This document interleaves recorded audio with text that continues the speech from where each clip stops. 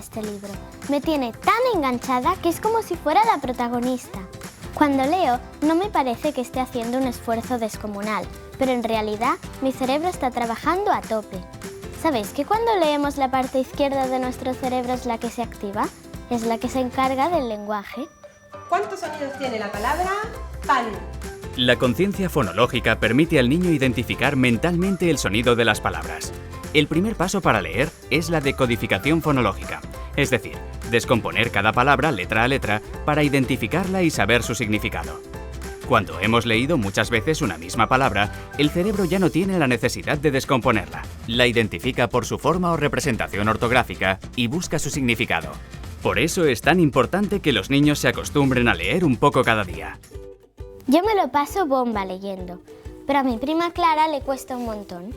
Un par de veces a la semana va a un sitio donde le hacen jugar con letras y palabras para que no le cueste tanto leer. Porque a todos no se nos dan bien las mismas cosas. ¿Qué pasa? ¿Los cerebros no son todos iguales?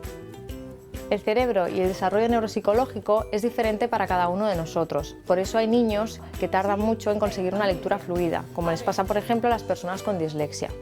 Cuando el proceso de aprendizaje de la lectura está resultando costoso, es conveniente entrenar la conciencia fonológica con ejercicios sencillos y divertidos para el niño, evitando así que la lectura se convierta en un suplicio tanto para él como para sus padres. A ver qué palabra hemos formado. Como parece que a mi cerebro se le da bien eso de la lectura, voy a seguir con mi libro.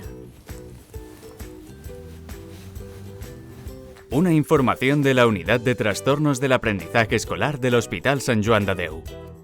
En el próximo capítulo, la conducta. Sigue la serie aquí,